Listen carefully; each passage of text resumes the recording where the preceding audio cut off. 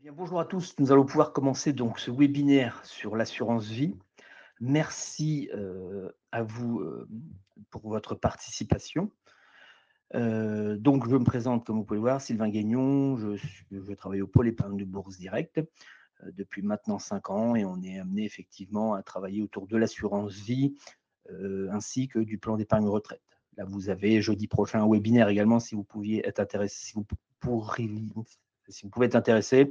C'est un produit qui va être complémentaire de l'assurance vie. Tout d'abord, une petite présentation de Bourse Direct. Historiquement, nous sommes un prestataire de services d'investissement, donc depuis 96, bientôt 30 ans.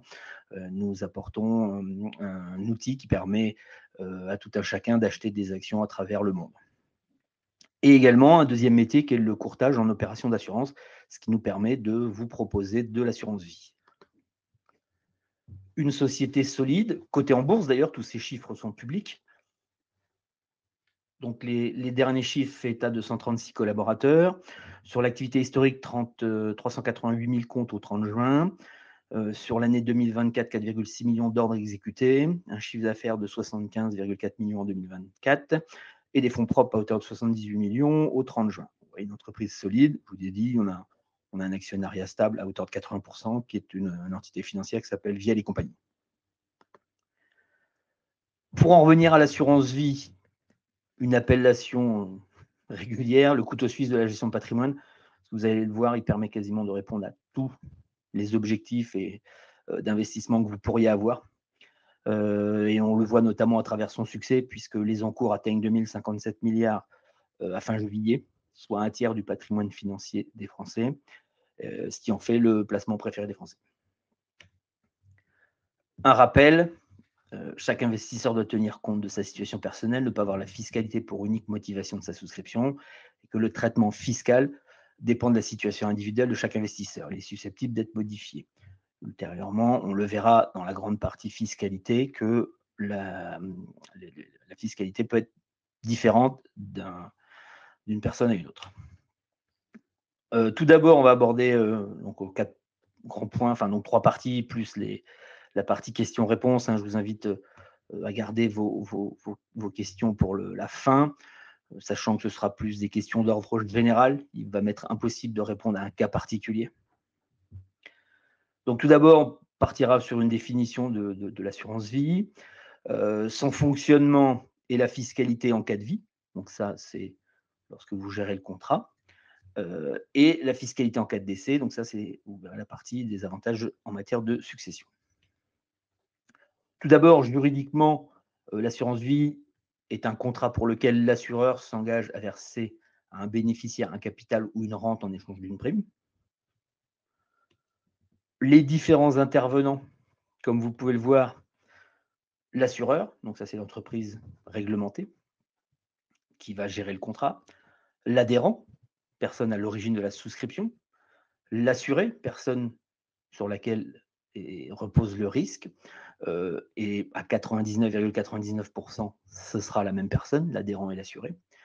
Le ou les bénéficiaires, donc là, c'est les personnes qui, lors du décès de l'assuré, percevront les capitaux qui ont été placés sur le produit. Et le courtier, donc là, c'est Bourse Direct, en l'occurrence, si vous passez par notre intermédiaire, ça va être l'intermédiaire entre vous et l'assureur. Une définition un peu plus réelle, enfin dire proche de l'assurance vie, une enveloppe fiscale. Alors quand on parle d'enveloppe fiscale, c'est quelque chose qui nous permet d'être géré sans déclencher une fiscalité, puisque pour déclencher la fiscalité, il faut sortir les fonds de l'enveloppe fiscale. Si vous êtes client chez nous, vous connaissez bien le plan d'épargne en action, c'est le même principe. Donc, une enveloppe fiscale dans laquelle l'adhérent investit à son rythme des sommes qui bénéficieront d'un traitement fiscal favorable. En cas de vie, l'adhérent dispose des fonds à sa guise. Et en cas de décès, pour le ou le bénéficiaire désigné par l'adhérent. Quelques idées reçues qu'on a voulu écarter tout de suite. Donc l'assurance vie, ce n'est pas une assurance décès. L'assurance décès, c'est on paye une cotisation et en contrepartie, l'assureur verse un capital. Là, l'assurance vie, on va constituer un capital qu'on va gérer soi-même et qui sera transmis. Ça devient totalement différent. L'argent toujours disponible, même les 8 premières années. Il n'y a aucune limite en nombre de contrats d'assurance vie ni en nombre d'assureurs. Je vous disais tout à l'heure, il répond parfaitement à tous les objectifs patrimoniaux, valorisation, sécurisation, transmission. Ça peut être aussi acquisition de la résidence principale, toutes ces choses-là.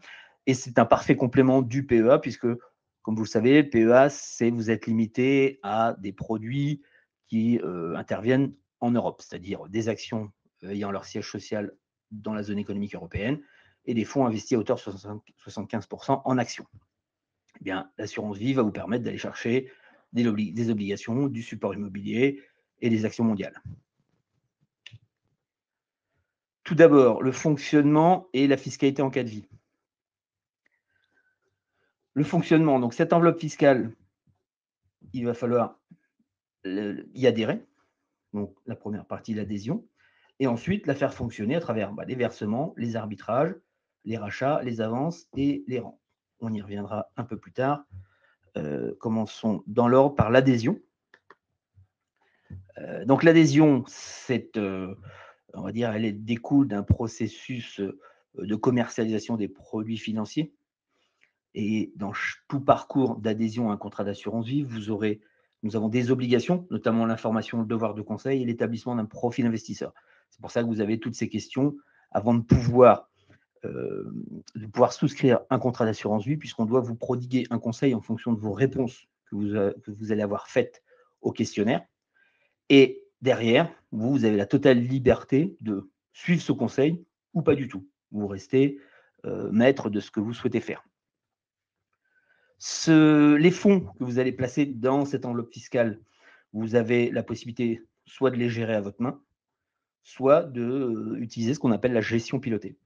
Dans la gestion pilotée, vous allez concéder la gestion à une société de gestion avec un mandat peut-être équilibré, dynamique, prudent. Et en fonction de ce mandat, la société de gestion, et en fonction de ses anticipations de marché, elle sera amenée à gérer les fonds. C'est parce que cette enveloppe dans laquelle, à la différence du livret A, il n'y a pas de solde d'espèces. Donc, quand vous versez des fonds, quand vous faites un arbitrage, les fonds sont toujours investis.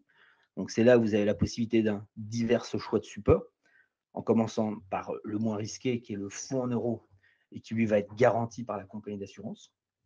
Mais également, vous retrouvez des fonds actions, des fonds, des actions, des produits indiciels, et que ce soit sur les obligations, sur du monétaire, ainsi que les supports immobiliers à travers divers SCPI, OPCI ou SCI.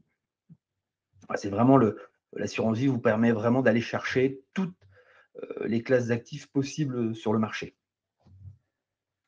Pour rappel, l'investissement sur les supports en unité de compte supporte un risque de perte en capital, puisque la valeur est sujette à fluctuations à la hausse comme à la baisse, dépendant notamment de l'évolution des marchés financiers.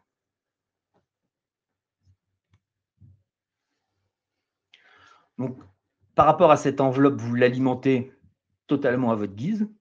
Ça peut passer par un versement une seule fois, par un versement unique, de faire des versements libres à votre convenance, sans aucune obligation, ou bien, nous, ce qu'on va recommander lorsque vous investissez sur la partie la plus risquée, donc les actions, des versements programmés.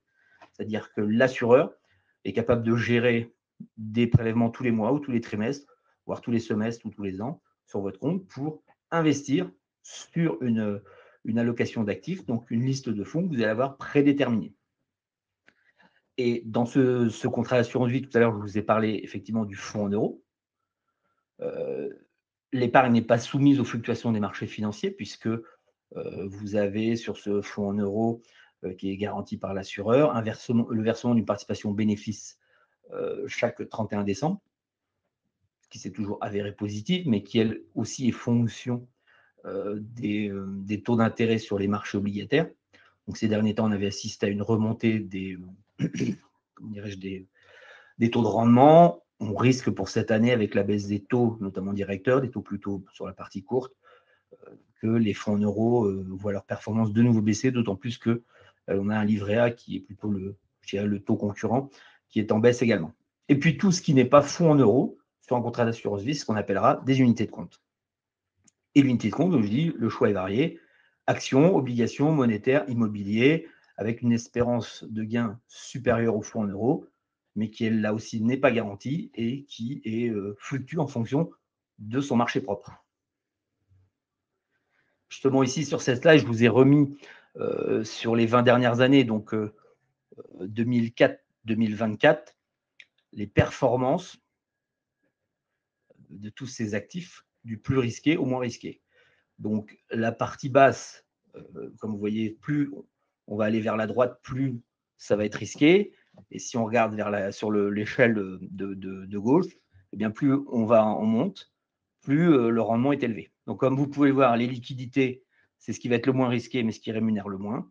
Et plus on va augmenter un niveau de risque, vous voyez, obligations d'État en euros, obligations mondiales investissables, c'est-à-dire des notations au-dessus de triple B, la dette émergente, les obligations à haut rendement, puis les actions internationales. Vous voyez, à chaque fois, on monte d'un cran en niveau de risque, mais le rendement sur les 20 dernières années, lui, a été fonction de cette prise de risque. Bon, sachant que les performances passées ne préjugent pas des performances futures, mais sur longue période, c'est des phénomènes qu'on observe toujours, dirons-nous. À l'adhésion également des choses incontournables, la clause bénéficiaire. Voilà, donc au moment où vous faites votre adhésion, alors vous en avez qui sont proposés. Vous pouvez rédiger votre propre clause bénéficiaire. Vous pouvez en avoir une déjà déposée chez un notaire, voire même que vous avez rédigée avec un avocat. Vous pouvez très bien mettre en place ce système. Sachant que le bénéficiaire a toujours faculté de renoncer. Donc, c'est ne pas accepter le bénéfice de la police d'assurance. Derrière, elles entraînent les mêmes effets qu'une absence de bénéficiaire déterminé, c'est-à-dire réintégration dans l'actif de succession. Donc, tout à l'heure, je l'avais évoqué déjà, donc, les possibilités de versement libre. Alors, on va parler à l'adhésion du versement initial. Ensuite, des versements libres, c'est-à-dire qu'à tout moment, il y a toujours un minimum de versement, mais on a des contrats sur lesquels il est assez faible. Eh bien, vous pouvez faire un versement, sachant que ce versement s'accompagnera toujours d'un choix de support sur lequel vous voulez investir. Donc là, nous, on intervient en tant que conseil sur cette partie. Et puis les versements programmés, où là aussi, automatiquement par prélèvement et avec une allocation déterminée pour que l'investisseur puisse investir les fonds régulièrement sur les unités de compte que vous aurez sélectionnées. Sur les versements, là, j'ai voulu pourquoi on va conseiller, nous, les versements programmés sur la partie action? C'est la partie, on va dire, qui a des plus fortes variations. Donc, en versant régulièrement, vous accompagnez les mouvements sur les marchés. Là, en l'occurrence, vous avez le CAC 40 dividende réinvesti sur 10 ans. On a, sur la période 2014-2024, une performance moyenne annuelle de 8,87%. Si on met en rapport aux produits, je dirais sans risque qu'on connaît, le fonds en euros sur la même période fait plus 1,56 et le livret A plus 1,22. Sachant que sur cette période, l'indice des prix à la consommation harmonisée a fait plus 2,16% de moyenne annuelle. Alors là aussi, pour le CAC 40, le fonds en euros, je réitérerai les faits que les performances passées ne préjugent pas des performances futures. Mais quand on allonge, quand on est sur des périodes aussi longues, on peut avoir une certaine récurrence. Et puis d'autant plus que les 10 années à venir, il y a beaucoup de révolutions, notamment technologiques, qui vont permettre de soutenir les bénéfices des entreprises. Et qui dit soutien des bénéfices des entreprises, soutient les cours de bourse. Une fois que l'argent est à l'intérieur de l'enveloppe fiscale, ou dans votre contrat d'assurance vie, eh bien, si vous avez sélectionné la gestion libre, à tout moment, vous pouvez décider de changer la répartition de votre contrat, de changer de support ou de classe d'actifs. Donc, c'est ce qu'on va appeler un arbitrage. Sachant que dans une opération d'arbitrage, vous avez toujours une ligne que vous sortez, à minima, ça peut être plusieurs, et une ligne sur laquelle vous entrez, là aussi à minima, ça peut être plusieurs.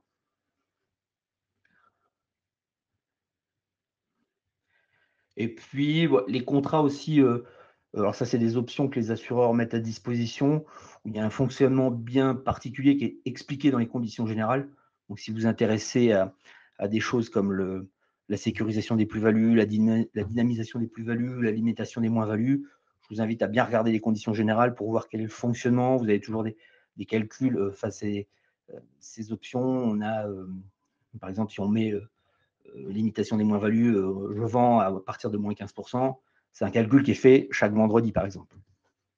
Donc, si ça se passe dans la semaine, comment dirais-je, on n'aura pas l'option de gestion, d'option d'arbitrage, pardon, qui rentrera en application, puisque le mode de fonctionnement est tel que, au moment où le constat se fait, il n'y a pas eu la baisse qui avait été configurée.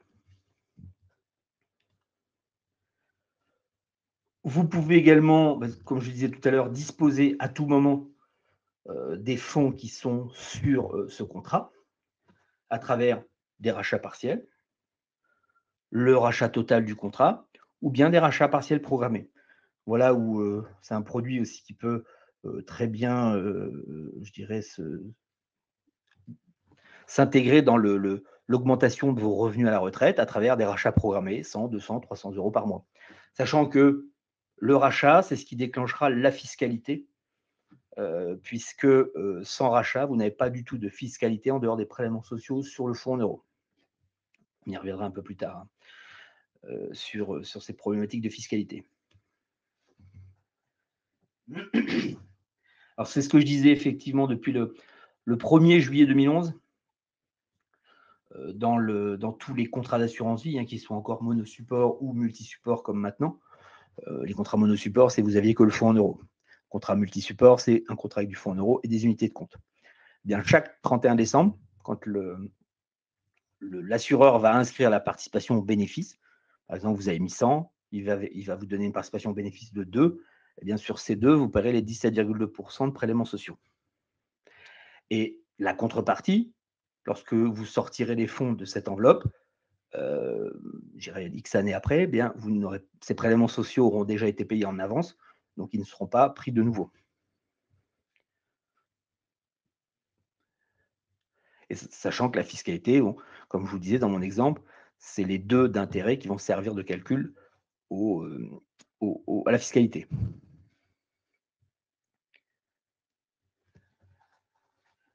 Alors maintenant, sur les rachats en eux-mêmes, on distingue donc la période avant le 27 septembre 2017.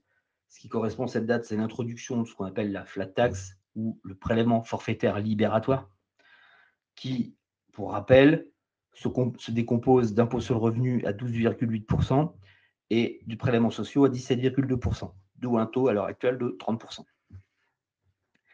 Eh bien, la partie des gains, donc dans mon contrat, vous avez mis 100, vous avez 2 d'intérêt, votre contrat vaut 102. C'est seulement les 2 qui seront imposés.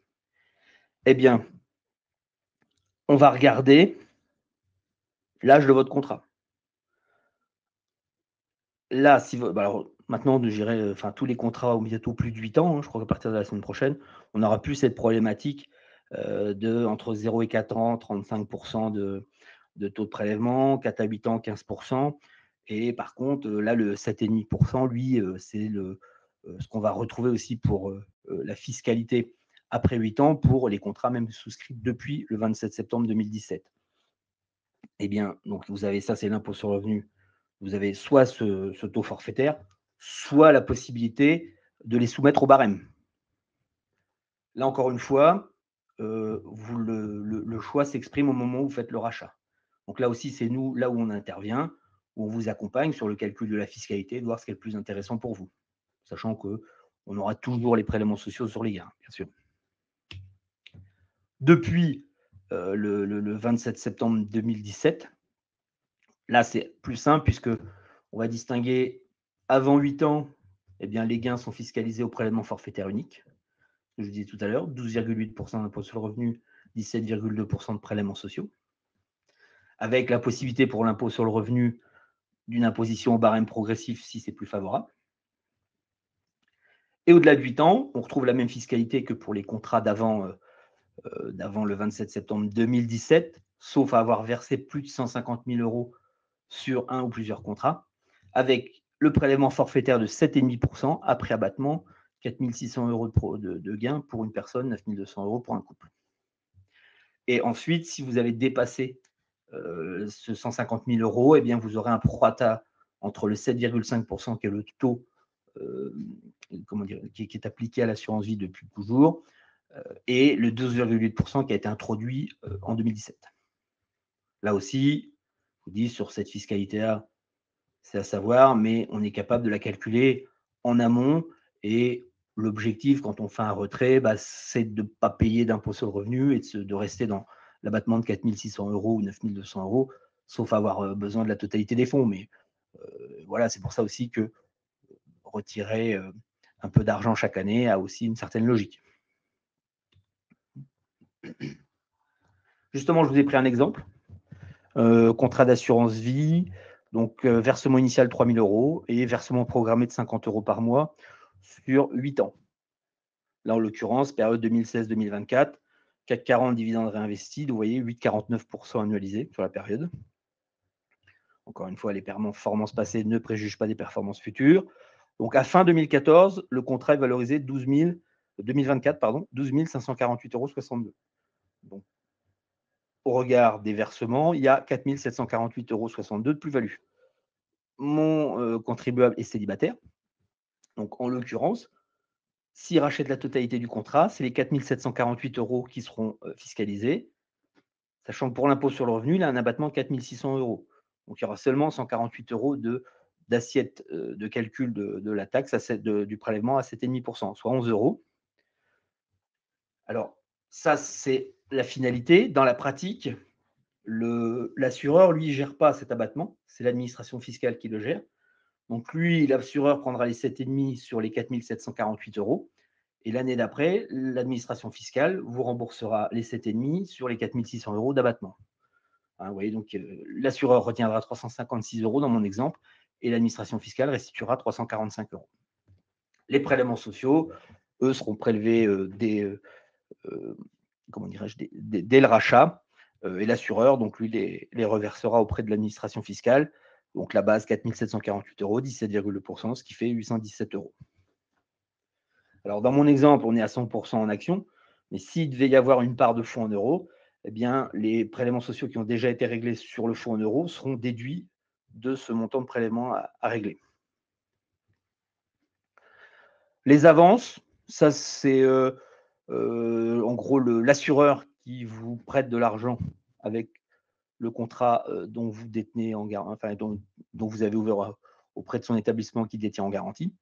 En règle générale, vous êtes limité à 60% du montant.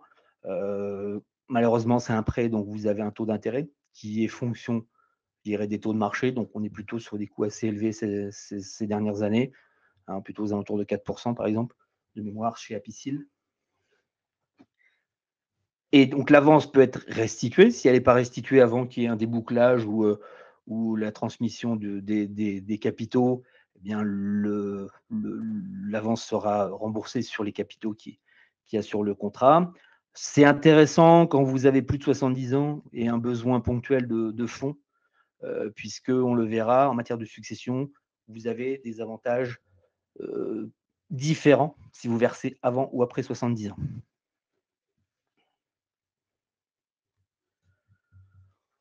On a la possibilité aussi, mais c'est une possibilité, ça n'est pas une obligation, je vous l'ai bien mis facultative, de transformer les capitaux que l'on a accumulés sur un contrat d'assurance vie en rente viagère.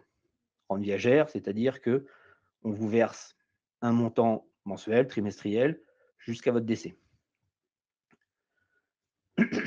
Alors bon, ce calcul est fonction des tables de mortalité, mais sachez que c'est une possibilité. Bon, là aussi, c'est un cas très rare qu'on ne voit jamais. Je vous ai mis la fiscalité des rentes imposées, puisque à ce moment-là de la transformation, donc seront prélevés uniquement les prélèvements sociaux qui restent à régler sur le contrat, et ensuite le revenu qui vous sera versé, eh bien, en fonction de l'âge où vous liquidez, il sera imposé en partie.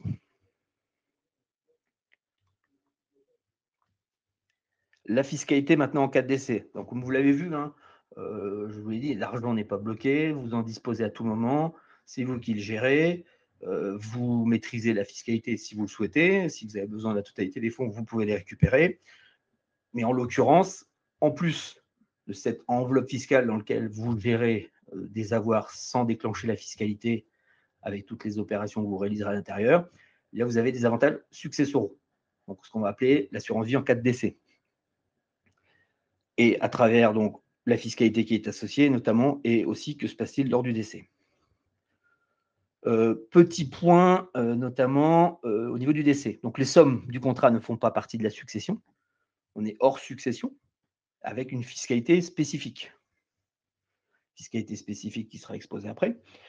Juste à rappeler que bien que ce soit hors succession, on peut avoir des problématiques d'abus à travers des primes manifestement exagérées. C'est-à-dire si vous êtes amené à verser les 3/4 de votre patrimoine sur ce contrat dans les mois précédant votre décès, donc on pourrait requalifier et réintégrer les capitaux à la succession.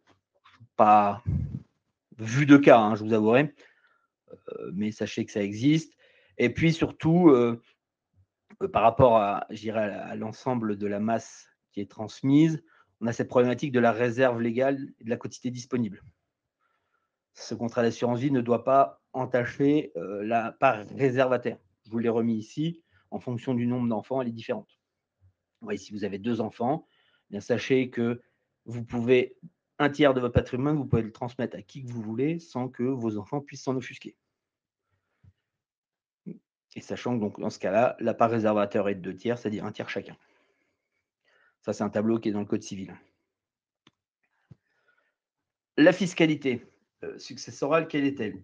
Tout d'abord, si vous avez la chance d'avoir encore des vieux contrats, c'est-à-dire avant le 20 novembre 1991, eh bien, vous allez avoir une fiscalité plus favorable en matière de transmission que les contrats qui ont été ouverts depuis cette date. Et notamment pour les versements avant 70 ans et après 70 ans. Dans mon cas, on va prendre là, les versements, les contrats récents. Eh bien, si vous versez avant 70 ans, eh bien, on va avoir un abattement de 152 500 € par bénéficiaire. Et si vous versez après 70 ans, ce sera un seul abattement de 30 500 € sur la totalité des contrats. Le 152 500, c'est totalité des contrats. Et on a même dernièrement le PER qui est venu s'ajouter, notamment le PER Assurance qui est venu s'ajouter sur ces abattements. Hein, sachez que c'est un seul abattement à chaque fois. Hein. Il n'y a pas d'abattement assurance vie, abattement PER. C'est un seul abattement pour tous les produits que vous êtes susceptibles de transmettre hors succession, assurance vie, PER assurance. Alors, ces articles, et quels sont-ils en détail? Les versements avant 70 ans, donc le 990I du CGI. L'assiette de calcul de ces droits, ce sera la valeur de rachat au décès du contrat net de prélèvements sociaux. Vous décédez, l'assureur commencera par prendre les prélèvements sociaux qui n'ont pas encore été facturés si vous avez eu détenu du fonds en euros auparavant. Et ensuite, c'est sur cette masse qu'il va transmettre à chaque bénéficiaire, il y aura un abattement de 152 500 € donc par bénéficiaire en pleine propriété ou par couple de bénéficiaires, usufruitier, nu propriétaire. Au-delà de cette somme, une taxe de 20% est retenue pour la partie inférieure à 700 000 et au-delà, une taxe de 31,25%. Toujours le montant après prélèvements sociaux, pardon. Ça, c'est pour la partie des versements avant 70 ans. Et après 70 ans, si vous aviez des très vieux contrats d'avant 91, mais en l'occurrence, depuis 91, les versements après 70 ans, eux, ont une toute autre fiscalité. Déjà, on commence. L'assiette taxable est totalement différente, puisque l'assiette taxable, elle parle de montant de prime brute versée. Et l'abattement est global de 30 500 €. Là, on n'a pas autant d'abattements par bénéficiaire, c'est un seul abattement. Que vous ayez 1, 2, 3, 10 contrats d'assurance vie, voire PER assurance. Par contre, dans le cas de l'assurance vie, vous mettez 30 500 € après 70 ans sur ce contrat. Au moment de votre décès, vous allez transmettre 200 000 €. Eh bien, l'article nous dit que le calcul est fait par rapport au montant des primes brutes versées. Donc, dans mon exemple, il n'y aura pas de droit de transmission sur les fonds qui ont été accumulés, puisque l'abattement, vous avez bien versé 30 500 euros. Après abattement, c'est l'assiette taxable, c'est zéro. Donc, les 200 000 ou 100 000, je ne sais plus ce que j'ai dit, pourront être transmis sans droit de transmission. Sachant que ces droits, pour la partie après 70 ans, ils utilisent le même barème que le calcul des droits de succession. Donc, on est bien d'accord que c'est hors succession, mais c'est le même barème qui est utilisé pour le calcul des droits. Donc là, ce que je vous ai mis en ligne directe, on revient un peu à ce qu'on avait avant. Donc la taxe de 20%, c'est la fraction comprise entre 16 000 et 550 000. Et la taxation aussi se fait en fonction du degré de parenté. Là, ce que je vous ai mis, c'est en ligne directe. Petit exemple. Là, encore une fois,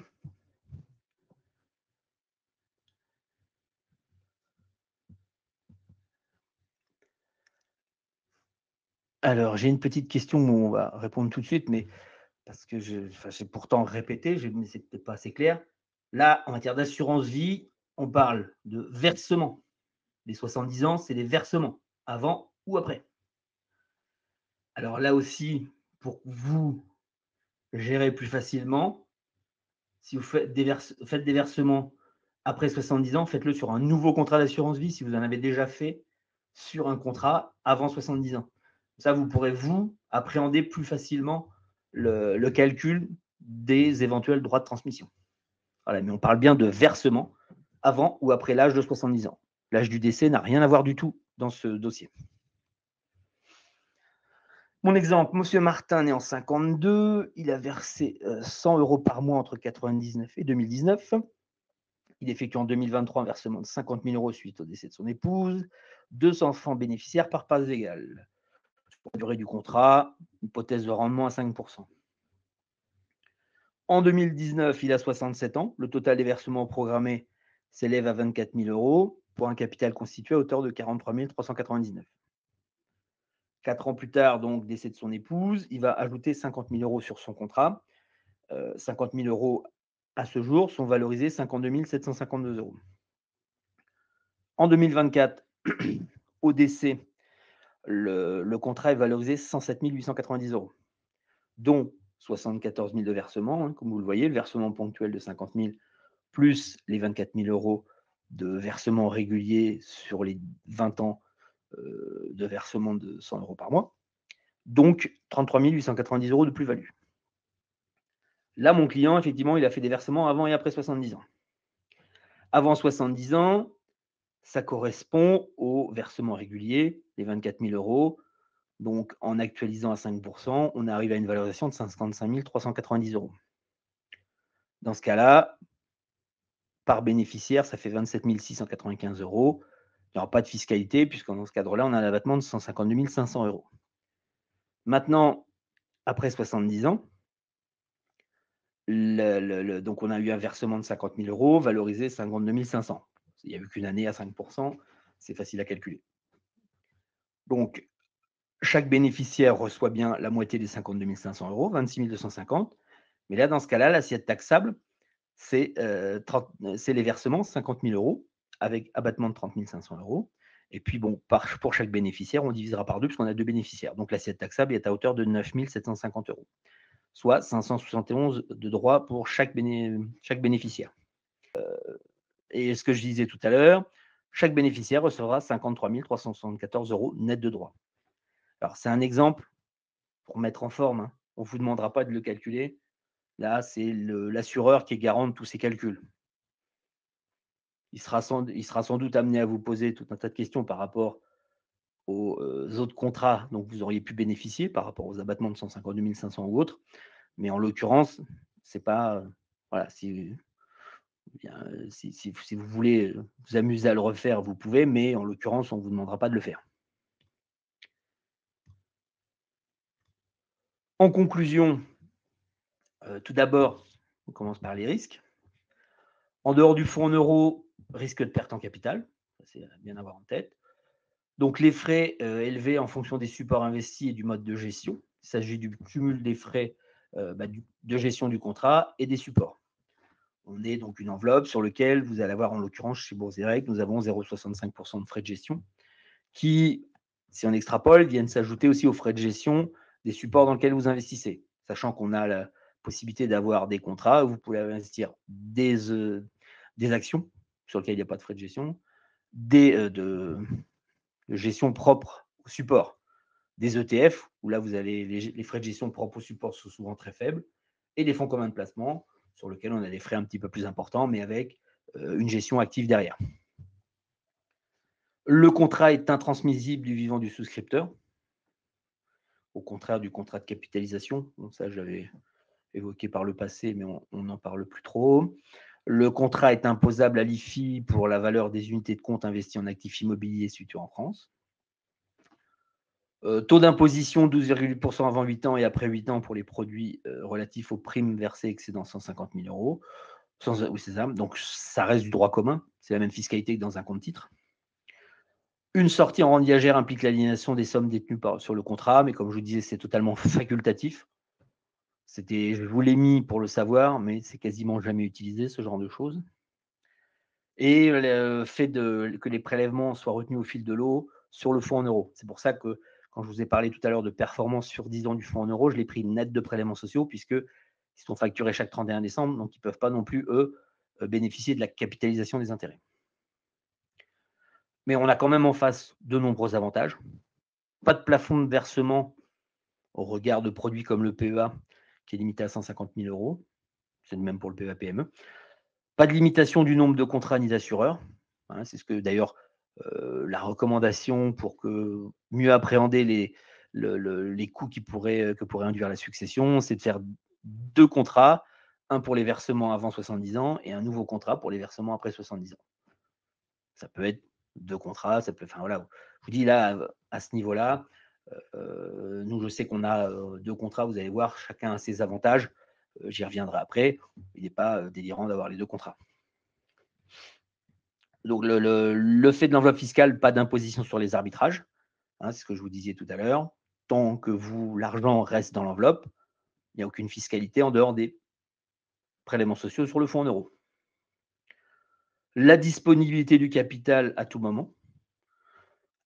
Ce que je disais, à l'exception de certaines unités de compte, puisque maintenant on a pas mal de choses comme le private equity, enfin le capital risque, pardon, pour parler français, des supports immobiliers où une certaine durée de détention minimum est requise et pendant laquelle les fonds ne pourraient pas être disponibles ou bien disponibles avec une pénalité.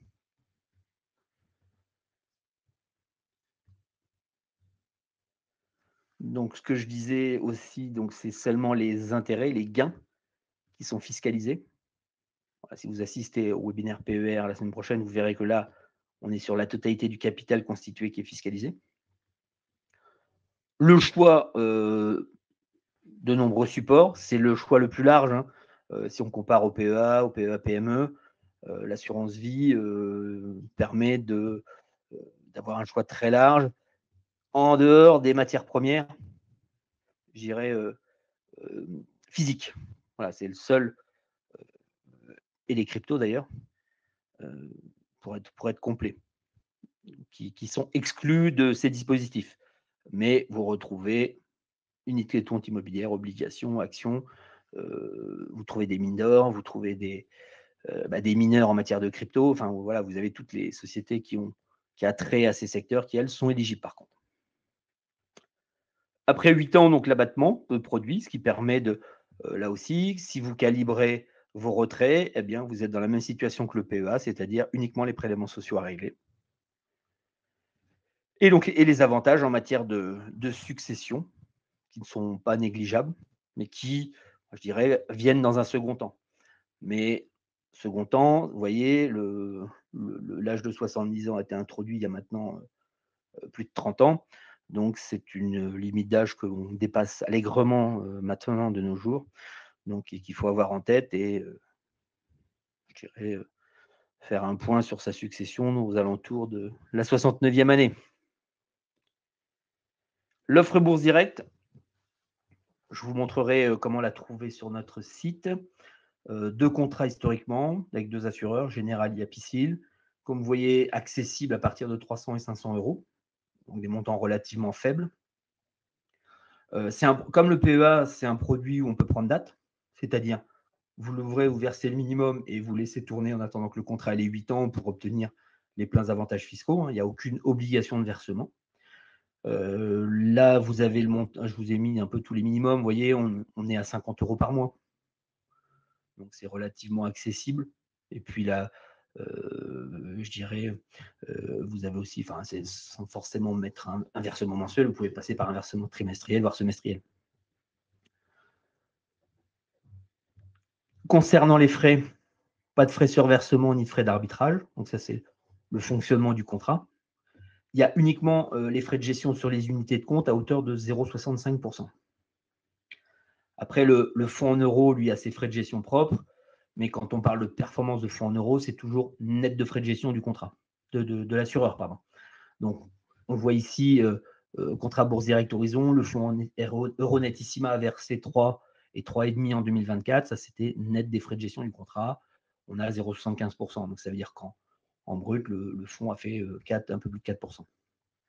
Et la piscine Euro Garantie, lui, est à 2,5. Donc, vous voyez ici, sachant en plus que vous avez une offre de boost que je vous ai mis en dessous sur le contrat Bourse Direct Horizon sur le fonds Netissima, 60% de bonus de performance sur 2025 et 2026 à condition de mettre 30% d'unité de compte pour les versements réalisés jusqu'au 31 décembre 2026. Donc, c'est ce qui, en matière de fonds en euros, est le plus avantageux que le contrat Apicil. Le contrat Apicil, lui, a un intérêt notamment pour sa grande diversité de supports immobiliers et notamment de mettre des SCPI et de choisir la distribution des revenus sur un support sur le fonds en euros ou bien de la réinvestissement sur le même support. Et puis la possibilité c'est un contrat dit multipoche, donc c'est-à-dire que vous pouvez à l'intérieur de votre contrat mettre une partie en gestion pilotée et une partie en gestion libre, ce qui est assez rare chez les autres contrats. Et en plus du fonds en euros sur le contrat Bourse Direct Horizon, les avantages, c'est les ETF, sur lesquels vous n'avez pas de frais de transaction. Quand vous achetez un ETF en bourse, vous payez ce qu'on appelle un courtage, les frais de transaction. Là où Generali a décidé de ne pas en prendre, on a notre ami, le Bourse Direct Vie de chez Apicil. Lui, vous avez 0,15% sur les ETF, de frais de transaction, pardon. Et il y a la possibilité aussi sur le contrat Generali Bourse Direct Horizon de mettre des actions. Alors, c'est une liste de 90 actions, les plus liquides sur le marché, les marchés européens, sachant qu'on a un minimum, par contre, de 1 500 € par opération sur ces actions. Ce qu'on appelle titre vif, la ligne titre vif que vous voyez. L'offre de bienvenue, ça vous la retrouvez justement sur le site. On va y aller. Alors, donc, vous voyez notre site internet, ça c'est le site Historique Bourse. Vous avez cette rubrique épargne assurance vie. Et notamment, vous voyez sur le bloc de gauche ici, découvrir notre offre d'épargne. Donc, vous retrouvez l'offre de bienvenue dont je vous ai parlé. Et puis, les caractéristiques, vous voyez, donc vous avez tous les frais ici. Vous retrouvez les caractéristiques des 2 contrats, c'est ici. Voilà, vous avez effectivement les montants des versements minimum, les modes de gestion, notamment la gestion libre, et vous pouvez découvrir les mandats de gestion pilotés et les quantités de support disponibles sur chaque contrat. Sachant que ça, c'est la page d'accueil de l'offre assurance vie. Et en allant ici sur Bourse Direct Horizon, vous allez avoir tous les détails du contrat Bourse Direct Horizon. Et vous pouvez soit faire une demande de renseignement. Vous voyez ici, demande d'information. Donc, on vous recontactera pour répondre à vos questions et pour faciliter votre souscription. Et vous avez sinon la possibilité d'adhérer en ligne directement et d'arriver sur le parcours que je vous ai indiqué au moment de l'adhésion. Pour moi, c'était la dernière slide. Effectivement, l'avertissement, c'est que les informations sont à jour au 24 septembre 2025, peuvent être partielles et sont susceptibles d'être modifiées à l'avenir. Alors, je vous ai mis ici aussi la ligne directe pour nous joindre, ainsi que le site assurance vie sur lequel vous pouvez souscrire et consulter. Je vous recommande toujours de passer par le site boursediriect.fr, le site bourse, et d'aller dans cette rubrique épargne assurance vie pour aller sur les différentes pages de l'assurance vie. Le téléphone 01 56 88 40 44 choix 1. On pourra répondre à vos questions, on pourra vous accompagner pour remplir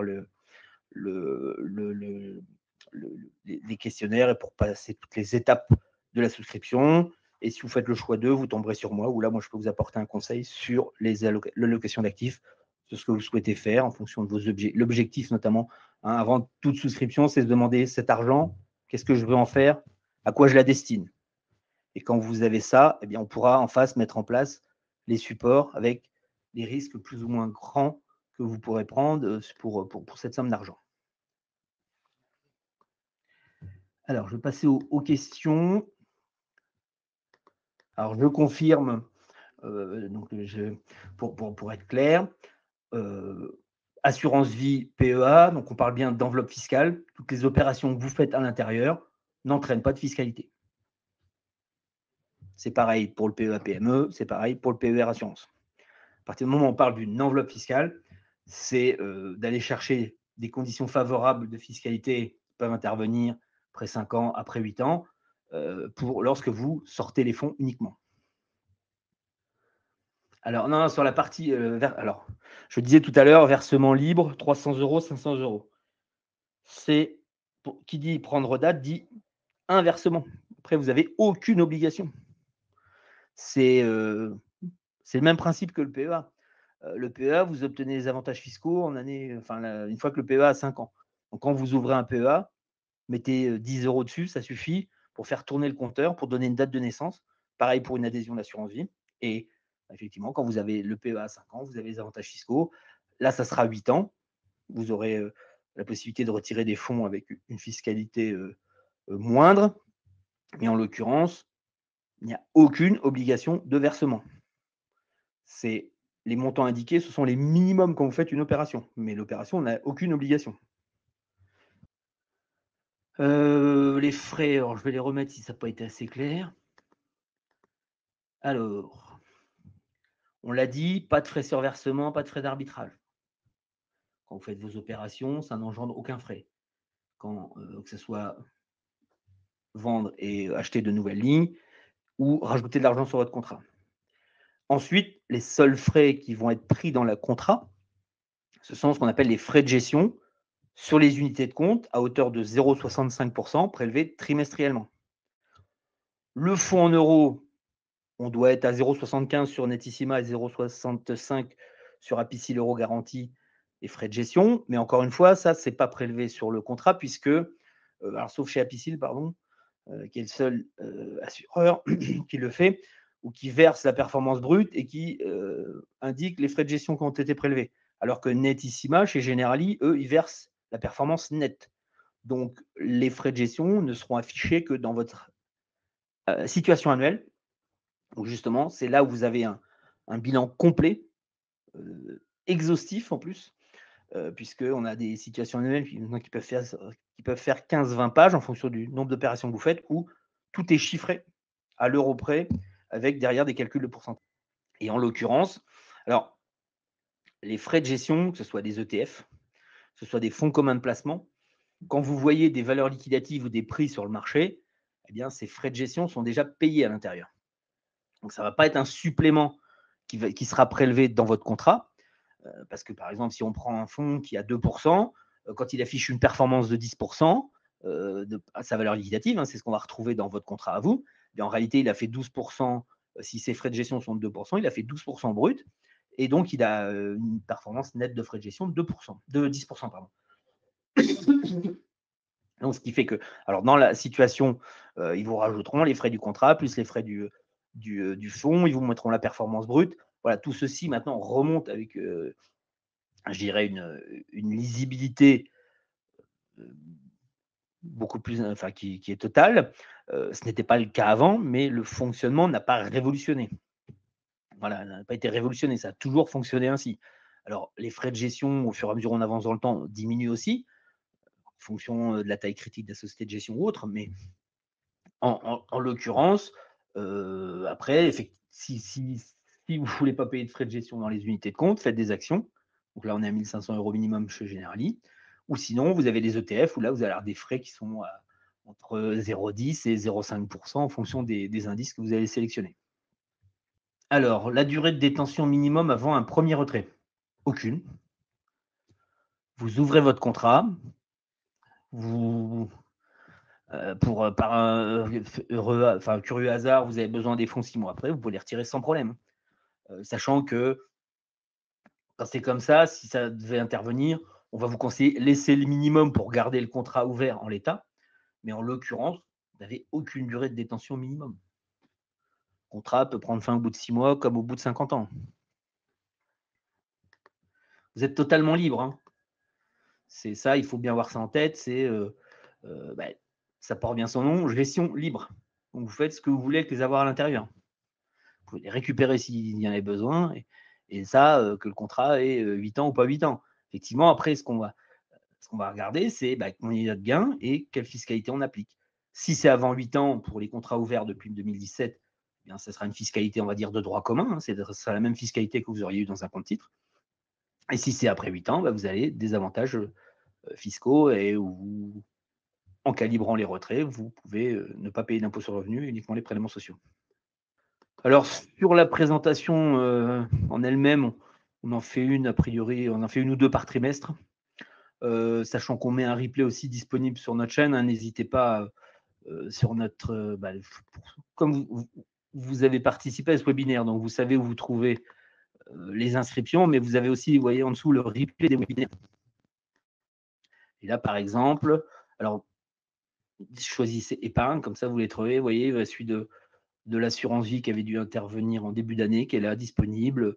Voilà, vous retrouvez le replay du webinaire. Alors celui-ci, il sera disponible d'ici quelques jours. Mais en l'occurrence, à l'heure actuelle, vous avez le dernier qui est disponible en replay. Alors oui, question aussi sur par rapport à notre recommandation. Alors, si vous n'avez pas encore 70 ans, vous pouvez verser sur les contrats que vous avez en place. Et une fois votre 70e intervenu, eh bien, c'est là où, si vous voulez faire de nouveaux versements, il faut ouvrir un nouveau contrat. Comme ça vous permet d'appréhender la fiscalité de la transmission, puisque vous aurez d'un côté un contrat avec des versements avant 70 ans, donc 152 500 € d'abattement par bénéficiaire, et le contrat avec les versements après 70 ans, vous pouvez, en fonction du montant que vous avez versé, calculer là aussi la fiscalité. C'est plus compliqué quand vous faites les versements dans un même contrat. Bon, c'est faisable, mais il faut faire des maths et des pourcentages. Donc, mais en l'occurrence, voilà, les versements après 70 ans, il faut bien attendre d'avoir 70 ans révolus pour le faire. Alors oui, par rapport, j'ai beaucoup parlé de PEA, mais c'est normal, c'est notre historique, c'est la bourse. Eh bien, tout ce qui est fonds obligataires, tout ce qui est fonds Action Monde qui ne serait pas éligible, tout ce qui est, oui, parmi les ETF, alors sauf à faire des stratagèmes, mais dans le PEA, vous avez quelques ETF qui ne sont pas disponibles que vous pourrez trouver dans l'assurance vie. Notamment, je pense à des indices émergents, à des indices sur l'Inde ou autres. On n'a pas forcément là de produits qui ont été mis en place pour les pour le PEA, pardon. Et puis, nous, ce qu'on utilise beaucoup en ce moment aussi, c'est les fonds obligations datés. Ça, c'est pas possible, c'est pas éligible au PEA. C'est ce qui permet, en gros, c'est des fonds qui font la même chose que le fonds en euros, sans la garantie de l'assureur. Donc, ce qui permet d'aller chercher quelques points de rendement de mieux que le fonds en euros, sans une grosse prise de risque, puisqu'on reste avec des fonds qui ont des niveaux de risque de 2 et 3 sur l'échelle qui va jusqu'à 7, standardisé. Hein. Regardez bien si vous ne la connaissez pas, mais en gros, tout produit financier maintenant doit ressortir un niveau de risque et on a une échelle standardisée qui va de 1 à 7. Alors, sur le contrat Bourse Direct Horizon, on est d'accord, aucun courtage sur les ETF et les actions. Donc, si vous achetez 100 € d'un ETF, c'est bien 100 € qui seront investis sur cet ETF. Alors, non, je n'ai pas. La gestion pilotée. Alors, oui, la gestion pilotée a un coût. Sachant que de mémoire, on doit être à 0,2% sur le contrat Bourse Direct Horizon. On va y retourner. Et par contre, on est beaucoup plus cher sur le contrat Bourse Direct Vida Apicil. On doit être à 0,7% de mémoire. Donc, non, ça a bien un coût. Donc, bien regarder ce qu'il en est.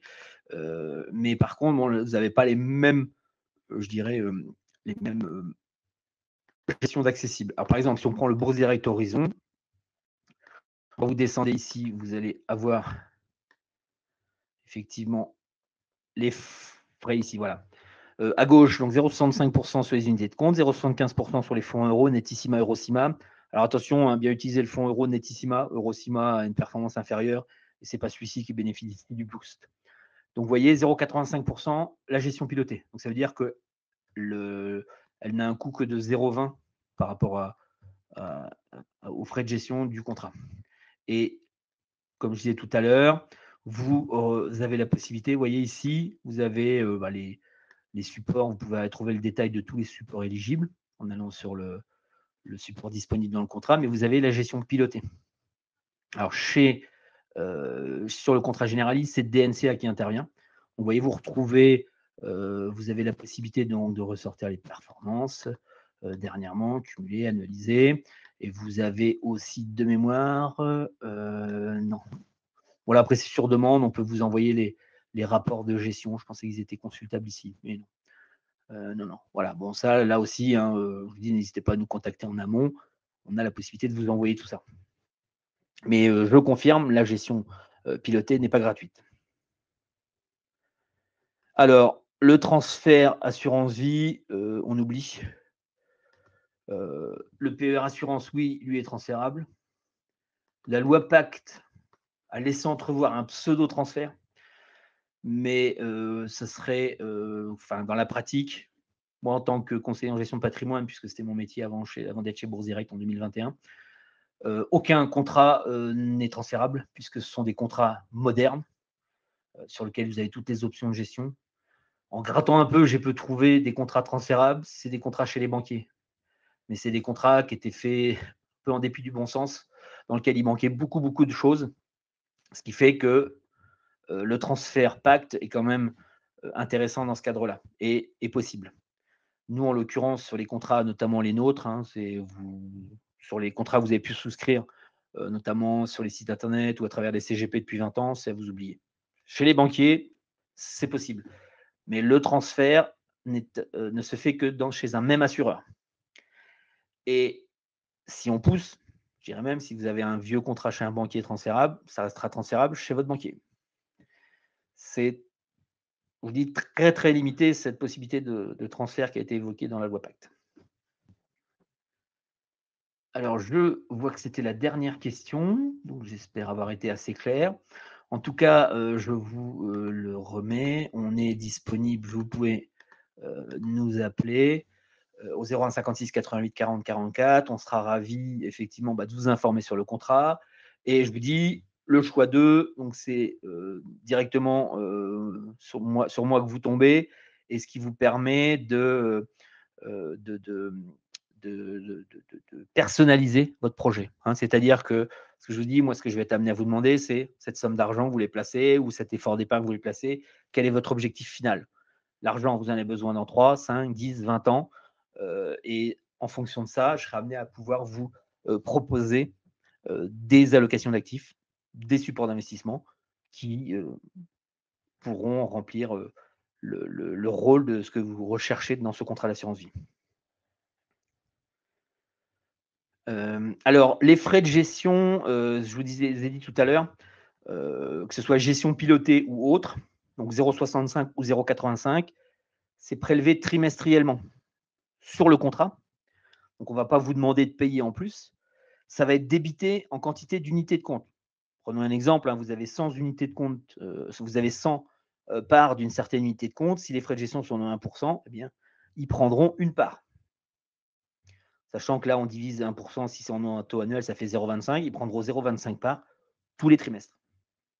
Voilà comment c'est fait. On ne vous demande jamais de remettre de l'argent. Les frais sont prélevés à l'intérieur du contrat. Et c'est ce que je vous ai dit, ils font l'objet d'une communication dans la situation annuelle. Si vous avez déjà des contrats d'assurance vie, n'hésitez pas à aller regarder la situation annuelle. Vous devez avoir le détail des frais de gestion qui ont été prélevés sur le contrat. Voilà, c'est la dernière question qui vient de se poser à l'instant. Je vous remercie en tout cas de votre écoute. Je vous invite, si vous êtes intéressé par le PER ou si vous voulez augmenter votre je dirais culture financière. Donc jeudi 2 octobre, j'ai un webinaire sur le PER.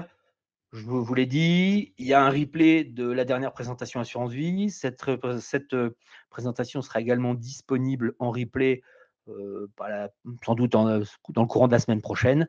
Mais en l'occurrence, c'est un webinaire qui intervient, je vous dis, on en fait entre 1 et 2 par trimestre. Merci de votre écoute. Je vous souhaite une excellente fin de journée et je vous dis à bientôt.